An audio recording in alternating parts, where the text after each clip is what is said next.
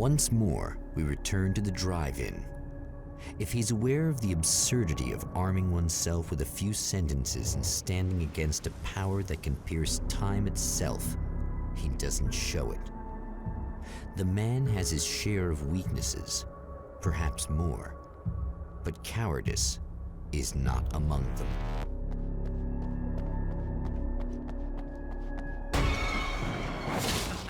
Oh, you got yourself a little plan, do you?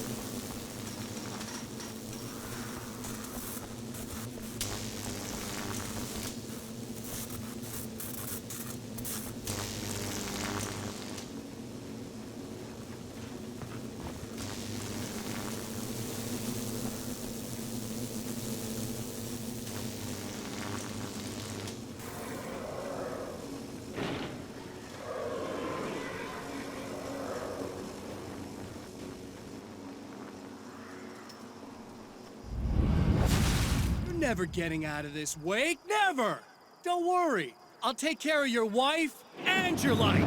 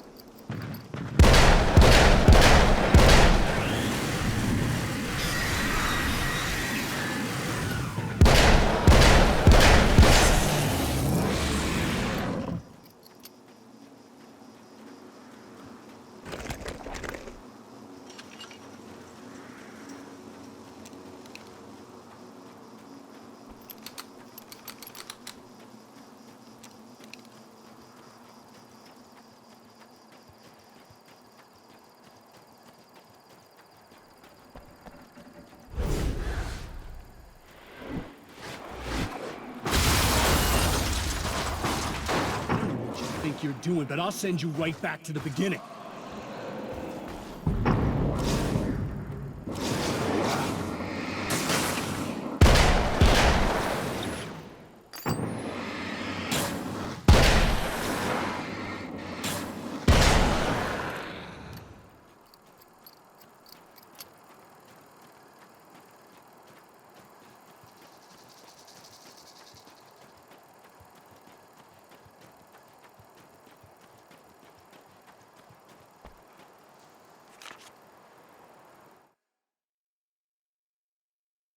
When the dark man's eyes suddenly locked into Serena's, she flushed hot. They ignited a black fire in her. He was talking. He wanted the power turned off. He said something about the projector booth. She hooked a finger under his belt buckle. He grabbed a hold of her throat and twisted until it hurt. Somewhere deep inside, a part of her screamed in paralyzed horror, but the moan that escaped from her throat had no panic in it. "Pay attention," he said. "Business first." His eyes glittered shamelessly. Hers did too.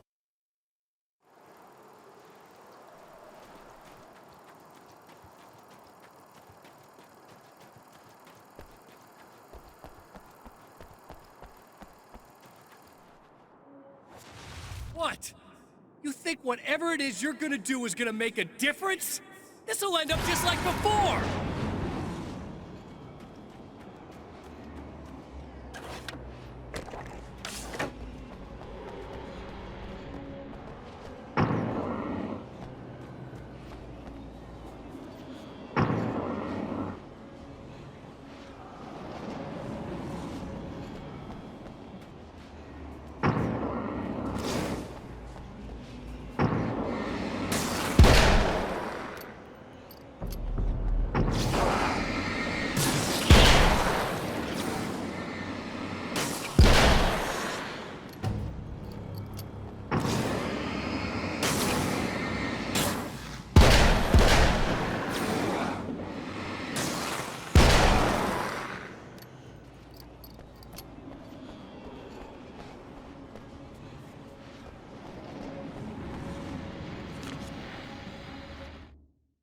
There's more to fighting the Taken than just burning away the darkness that protects them.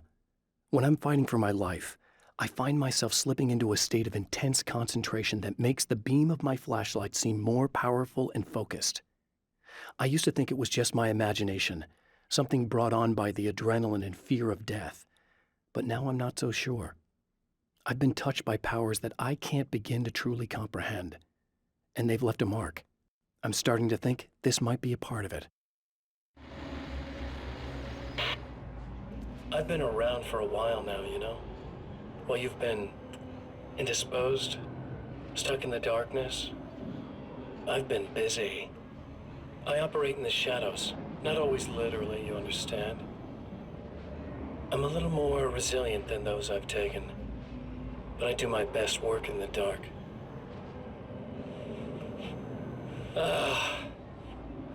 And there's so much darkness out there that goes deep, and the things that live in it are vast, big bastards. They don't mind getting a little bit of elbow room.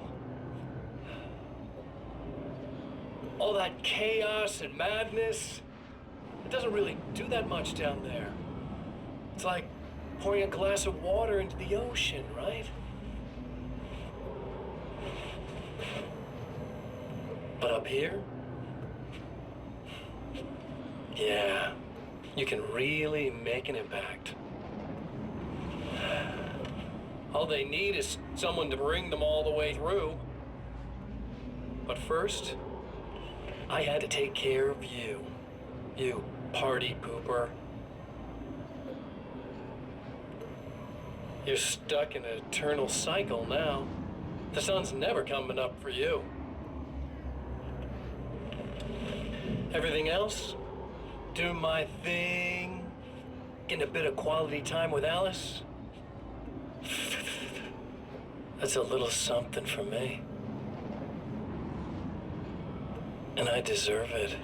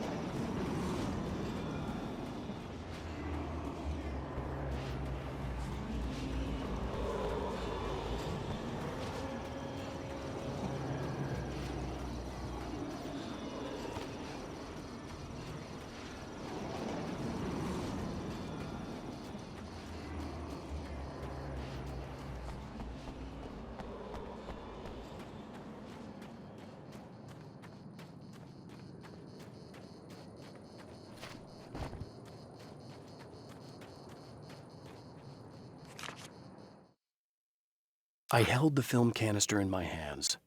I saw her name written across it in big letters, followed by the title. It was a time capsule, moments snatched from times gone by, from a past that I hoped could also be our future. It was my salvation, our chance to be together. A tin can with a bit of magic in it that she didn't even know about, something I could put to good use. There were only moments left before I had to face him.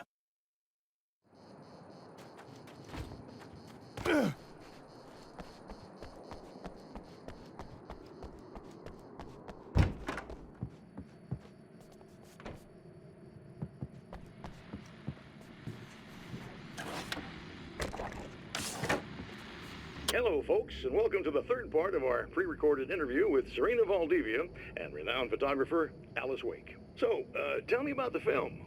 It's called Sunrise, and it really wasn't something I ever thought of as an actual film. It was just footage, things I saw and happened to shoot. It's not a medium I'm very much at home with. You shouldn't put yourself down. You've got a great eye. Maybe, but experience is another thing. Because you're primarily a still photographer. Yes, exactly. So I'm really used to thinking of the world in terms of snapshots. I frame something and try to pick the right moment, and then reveal that moment to people. Moving images are a different story. I'm still learning a lot about it, to be honest. So, this is a new thing for you? Or maybe I'm just a slow learner. But showing it like this is definitely a new step for me. It's a little weird taking something this intimate and showing it to everybody. Not that the material itself is somehow shocking. It's just that those were private moments. But that's why it works, because it feels genuine. It's not so much a story as it is a sort of an echo, showing us how you saw your husband at the time. It's not really about the sunrise itself or Alan watching it. It's about you two together. I suppose. It's funny, looking at it now, especially now that it's been edited like that. It takes on a life of its own, almost. It's a kind of a fantasy. Well, there's nothing wrong with that. No, you're right. I'm glad you talked me into it.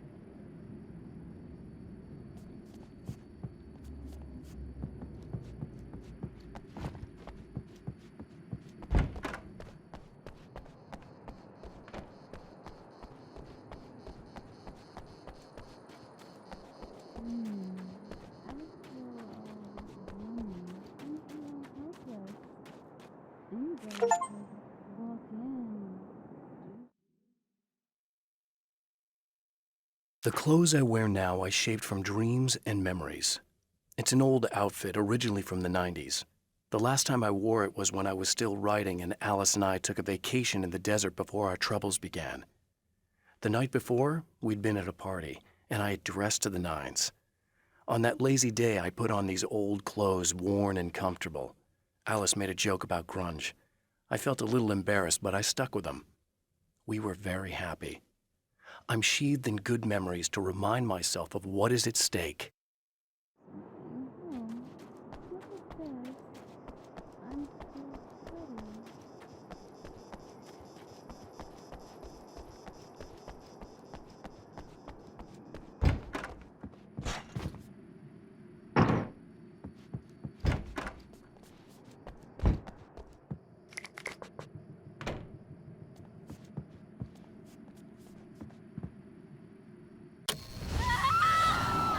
Oh, hey. I'm hoping I can put an end to this now. You'd better. I really don't want that to happen to me again. It's like somebody vomited in my brain, like a sleazy movie that keeps looping in my head. I'll stop this, I swear. You know the part that's really screwed up? If you mess it up, it'll just keep happening forever, right? I don't think I can deal with that. Don't think about that. I don't think of anything but. Hey, afterwards, when all this is done, look me up. This thing, I can probably help you deal with it. I don't know. It's almost like I'm not even in the same world anymore. Everything's just weird now. Yeah, I know. A lot of that'll pass with time. But being touched by the darkness, it's rough on you. It's a lot to process. And I just don't want you to get completely screwed up by this. Might be a little late for that, to be honest. Yeah, well, there's degrees. At least you're not at a point where you go around picking fights with people over not changing their light bulbs often enough. What? Never mind. All I'm saying is, you're not alone with this. And anyway, you're friends with Alice, so, you know, any friend of hers. Thank you.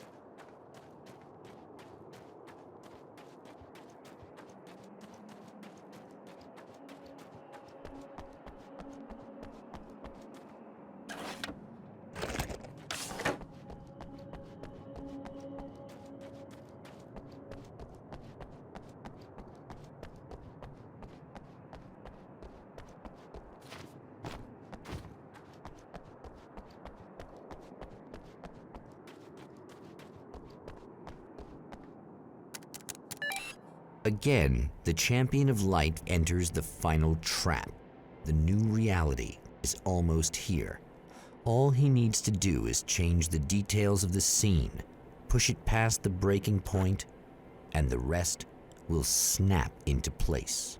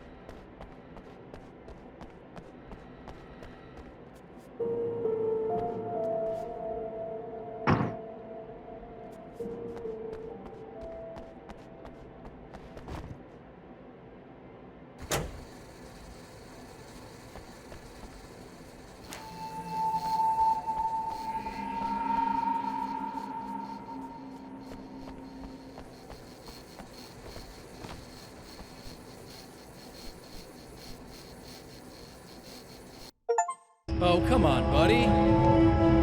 Why don't you... What? What is this? No!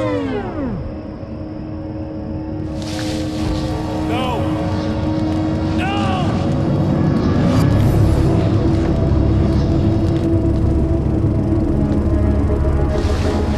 You can't do this! All I did was take the things you always wanted and never had the balls to go for. It's my turn now. It's my life.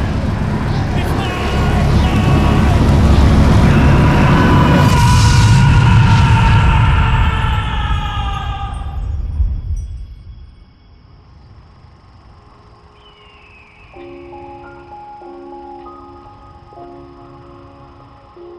Alan? Is it really you? It's really me. How?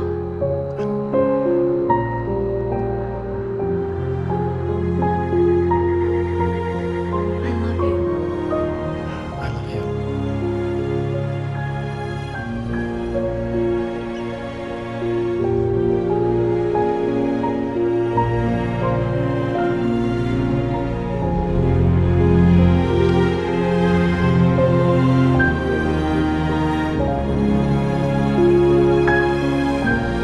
A woman, a man, two lovers, held apart for far too long, enveloped in the light of a glorious dawn.